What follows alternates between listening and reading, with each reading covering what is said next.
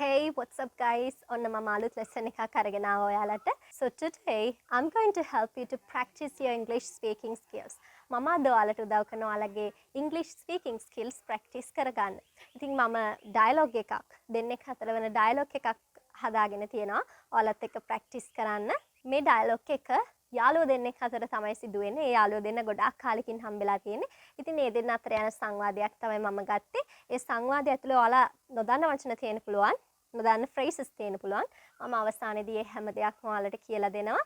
ඒ වගේම තමයි මේ expressions ගොඩාක් advanced expressions. ටිකක් අපිව advanced English learner කෙනෙක් කියලා අනිත් අයව දැනුවත් කරන්න පුළුවන් විදිහේ phrases තමයි මේවා. ඒ වගේම මේවා native English speakers ලා ගොඩාක් භාවිතා කරන මේවා ඔයාලගේ day to day conversation එකට යොදා ගන්න පුළුවන්.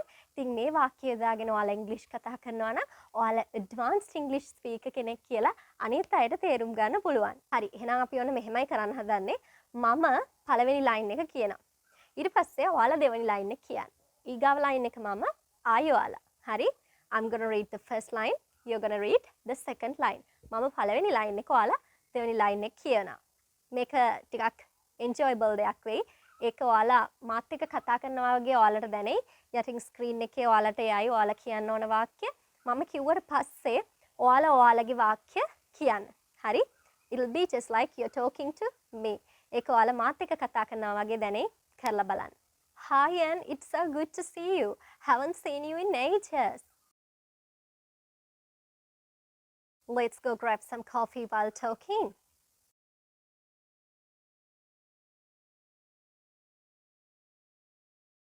Have you been here before? So, what can you recommend? Okay, I'll order. It's my shout. I'm getting this. Yeah, by the way, where have you been so long? Happy to hear that. What are you doing now?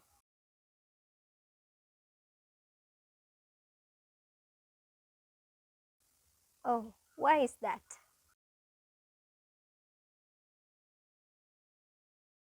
Oh, I see.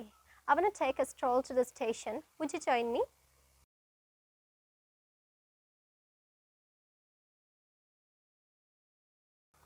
Okay then, catch you later. හරි මෙතනදී ඔයාලට තේරෙන්නේ නැති දේවල් ගොඩක් තියෙන්න ඇති. අපි බලමු එකින් එක මොනවාද කිව්වේ කියලා.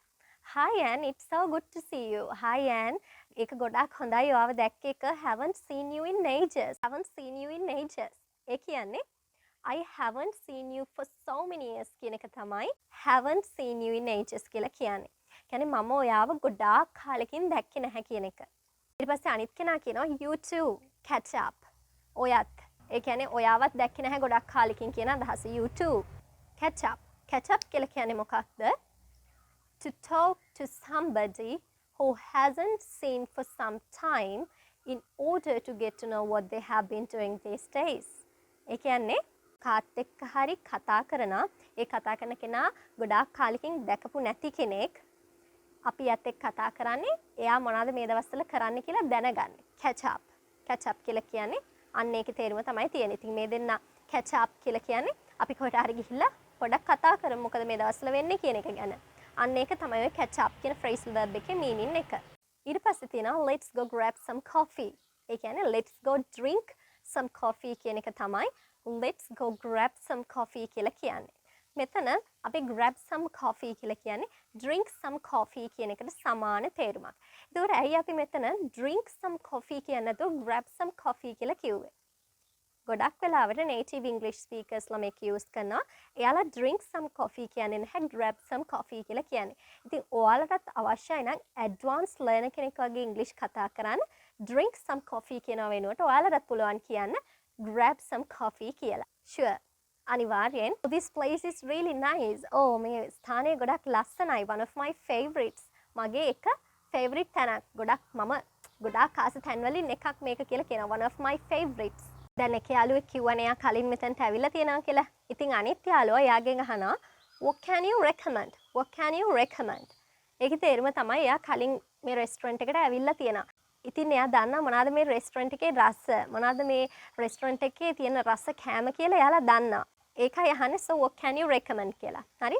recommend කරනවා කියලා අපි සාමාන්‍යයෙන් කියන්නේ දැන් මට පුළුවන් මෙහෙම කියන්න.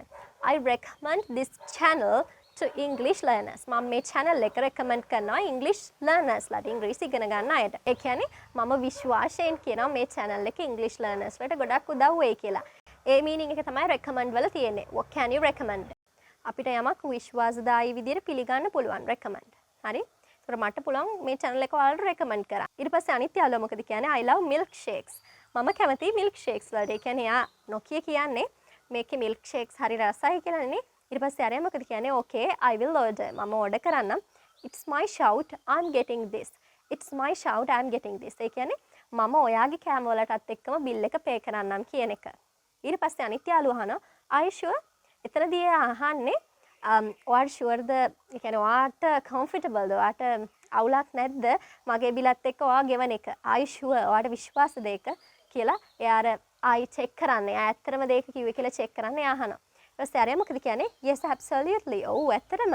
by the way where have you been so long? ඒක නෙමෙයි. ඔයා මෙච්චර කල් කොහෙද ගිහින් හිටියේ කියලා අහනවා. ඊට පස්සේ අනිත් කෙනා දෙන උත්තරේ මොකක්ද? I've been in London for 5 years because of my higher education. මම ලන්ඩන් වල හිටියා අවුරුදු 5ක් මගේ උසස් අධ්‍යාපනය සඳහා. Oh, happy to hear that. ගොඩක් සතුටුයි ඒක ගැන අහන්න ලැබුණ එක ගැන. What are you doing these days? මේ දවස්වල මොකද කරන්නේ? I'm currently working as a software engineer at a company. මම දැන් මෘදුකාංග ඉංජිනේරුවරයෙක් වශයෙන් කම්පැනි එකක වැඩ කරනවා. But I'm gonna bounce from it. නමුත් මම ඒකෙන් වෙන තැනකට යන්න හිතාගෙන ඉන්නේ කියලා කියනවා. Bounce from somewhere කියලා කියන්නේ to leave වෙන තැනකට යනවා. or එහෙමත් නැත්නම් to change the place. අපි ඉන්න ස්ථානය වෙනස් කරනවා. or to go to a different place. වෙනත් ස්ථානයකට යනවා. or fire in a job. job එකකින් නෙරපා හරිනවා. මෙන්න මේ meaning හැම එකක්ම තියෙනවා. දැන් මේ job එකෙන් අයින් වෙලා වෙන එකකට යනවා කිව්වම යාළුවා අහනවා why is that? ඇයි ඒ? එයා මොකද කියන්නේ ඊට පස්සේ I've just overshoot. overshoot කියලා කියන්නේ to make a mistake or fail. අපේ අතිනත් වැරද්දීමක් සිද්ධ වෙනවා. එහෙමත් නැත්නම් අපි fail වෙනවා කියන්නේ යාට ඒ job එක හරියට කරගන්න බැරි වුණා. යාට success වෙන්න බැරි වුණා. යා එතන fail වුණා. එහෙමත් නැත්නම් යා මොනවා හරි job එකේදී යාගේ අතිනත් වැරදීමක් සිදු වෙන්න තියෙන නිසා යා අයින් වෙනවා කියලා කියනවා. I'm gonna find another place. මම වෙන රස්සාවක් හොයාගන්න වෙන තැනක් හොයාගන්නවා කියලා කියනවා. Oh, I see. I want to take a stroll to the station. මට පොඩ්ඩක් ඇවිදගෙන යන්න ඕන ස්ටේෂන් එකට. Would you join me? ඔයත් මාත් එක්ක join වෙනවද? ඔයත් මාත් එක්ක එකතු වෙනවද කියලා අහනවා. මෙතන stroll කියලා කියන්නේ to walk in a slow, relaxed way. ඒ කියන්නේ අපි ඇවිදගෙන යනවා හරිම slow, හෙමින් relaxed way. හරිම relax එකේ අපි ඇවිදගෙන යනවා කියන එක තමයි take a stroll කියලා කියන්නේ. I have to go to the hospital right now to see my uncle. මට දැන් hospital යන්න ඕන වෙලා තියෙනවා මගේ uncle hospital එකේ ඉන්න නිසා. මගේ අංකල්ව බලන්න. ඊට පස්සේ අනිත් යාළුවා කියනවා okay then catch you later. catch you later කියලා කියන්නේ see you soon. ඔයා ඉක්මනින්ම දැකලා ගමු ආයි දවසක. එහෙමත් නැත්නම් අර bye කියන වචනයට සමාන වචනයක්. ඉතින් මම හිතනවා ඔයාලා මේ lesson එක enjoy කරන්න ඇති කියලා. මේ විදිහට ඔයාලා ඔයාලගේ English speaking practice කරන්න. spoken English practice කරන්න මම කලින් videos වල කිව්වා වගේ. මේ යාළුවෝ දෙන්න අතර යන දෙබස ඔයාලා කොලයක ලියාගෙන ඒ ටික පාඩම් කරගන්න. මොකද මෙතන ගොඩාක් වැදගත් වෙන expressions තියෙනවා. ඉතින් ඔයාලා මේවා practice කරලා තියාගන්න. මම අද කියලා දුන්න phrases, expressions, words භාවිතා කරලා පහළ comment section එකේ ඔයාලගේ වාක්‍ය, ඔයාලගේ example sentences comment section එකේ comment එකක් විදිහට දාගෙන යන්න.